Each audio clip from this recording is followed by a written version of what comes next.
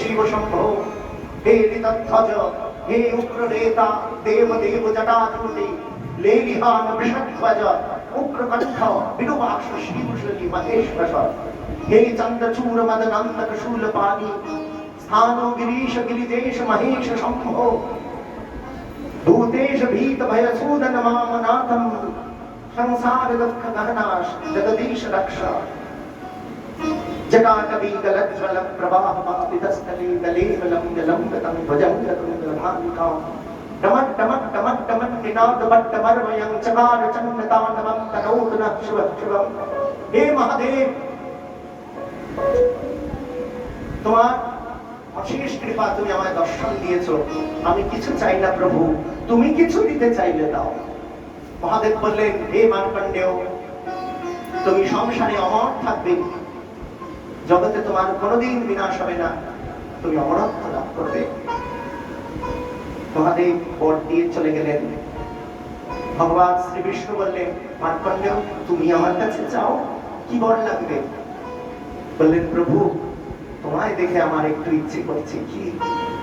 বলে, একটু বিষ্ণু মায়া দর্শন করাও। বললেন, তথাস্তু। যে তথাস্তু বললেন, বিষ্ণু চলে গেলেন। মার্কণ্ডেয় উনি দেখলেন চারিদিকে জলের দেওয়াল ছুটে আসছে, মানে সুনামি যেভাবে হয়, বিশাল জলের স্তর যখন বেড়ে চারিদিকে ছুটে আসে, গগনে দ্বাদশ আদিত্য প্রকাশিত হয়েছেন, অর্থাৎ একই সূর্য 12টা সূর্যের সমান বড় হয়ে গেছে, দ্বাদশ আদিত্য। আর সেই তেজে বায়ুমণ্ডল বরফ গলে সমস্ত জলে পরিণত হয়েছে। উষ্ণ বায়ুমণ্ডলে সমস্ত জীবজন্তু হাহাকার করে মারা গেছে। মার্কণ্ড মুনি ভয়ঙ্কর প্রলয় দর্শন করে জলের মধ্যে, পচা জলের মধ্যে হাবুডুবু খাচ্ছেন, সব পচা গলার শরীর পড়ে রয়েছে। অনন্তকাল এইভাবে হাবুডুবু খাচ্ছেন আর বলছেন, রাহিমাম রাহিমাম, আমার কি মৃত্যু হয় না? হঠাৎ দূর থেকে দেখছেন একটা বটপত্র, একটা বট গাছের পাতা ভেসে ভেসে আসছে, আর বট পাতার মধ্যে একটা নীলমণি ঝলঝল ঝলঝল ঝলঝল করছে। আবার হাবুডুবু খেতে খেতে আবার তাকিয়েছেন, তাকিয়ে দেখছেন না, এ তো কোনো নীলমণি না, এটা কোনো একটা ফুটফুটে শিশু পুত্র।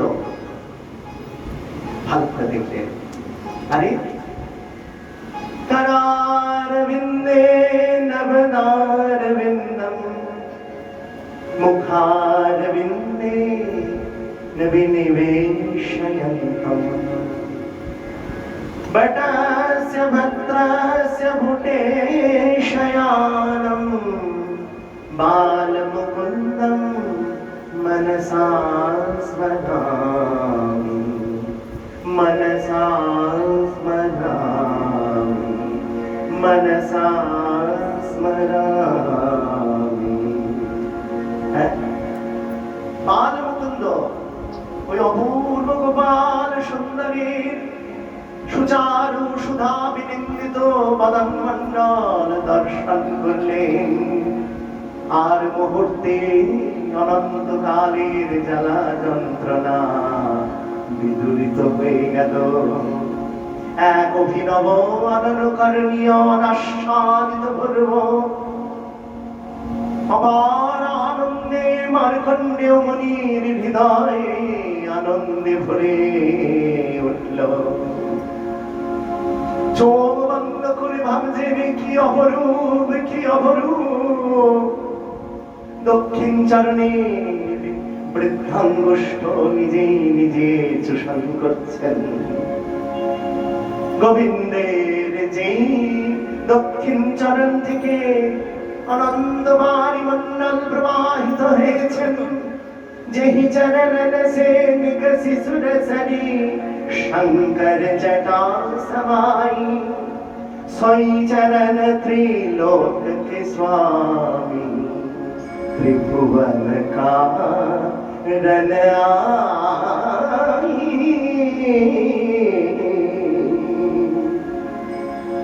যে চরণ থেকে গঙ্গা আবির্ভূত হন, সেই দক্ষিণ চরণের বৃদ্ধাঙ্গুষ্ঠ নিজেই নিজে চূষণ করছেন।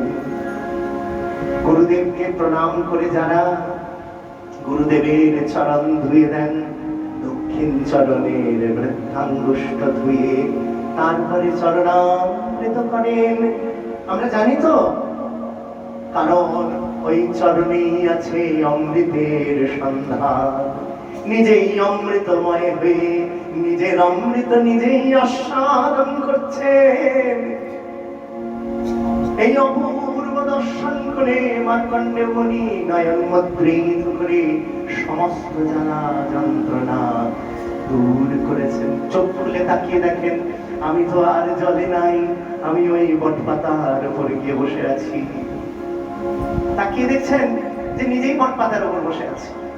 আর গোপাল মার্কণ্ডেয় মুনি হঠাৎ করে চোখের পলকে ওই কি সব যাতায়াত করছে নাকের ভেতরে, তাই নাকের ছিদ্রে যেই উকি দিতে গেলেন, ওই মার্কণ্ডেয় মুনি বিশাল ধরাশায়ী চেহারা নিয়ে ওই গোবিন্দের নাসিকা দিয়ে ভিতরে প্রবেশ করলেন।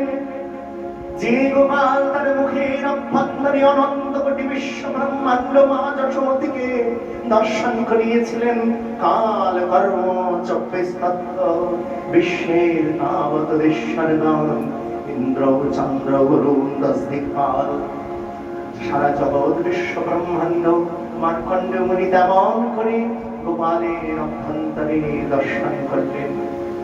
গোপাল যেই শ্বাস প্রশ্বাস ত্যাগ করলেন, আমার মার্কণ্ডেয় মুনি প্রলয় বাড়িতে ভাসতে শুরু করলেন, হাবুডুবু খাচ্ছেন। গোপাল তো নাই, কোথায় গোপাল?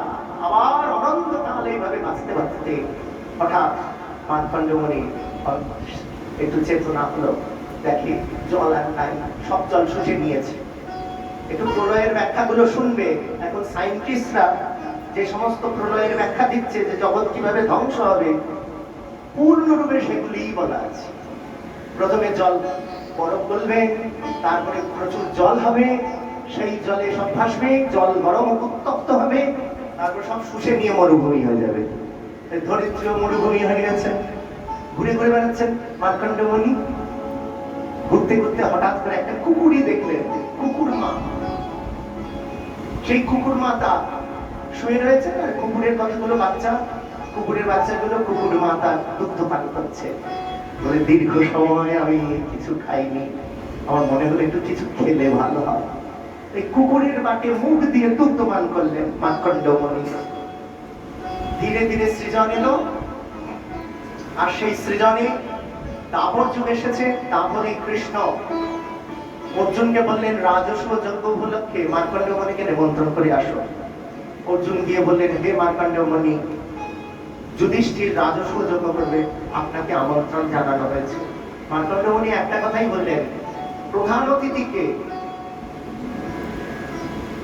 প্রধান অতিথিটা কে? বলে, প্রধান অতিথি বাসুদেব কৃষ্ণ। বলে, ওই গোয়ালা বেটা প্রধান অতিথি, আর আমি গিয়ে সেখানে কি করবো? এইরকম করে অপমান করবে না, সাবধান অর্জুন, আমি ত্রিকালজ্ঞ ঋষি। অর্জুন ভয়ে আবার কৃষ্ণের কাছে চলে গেছে।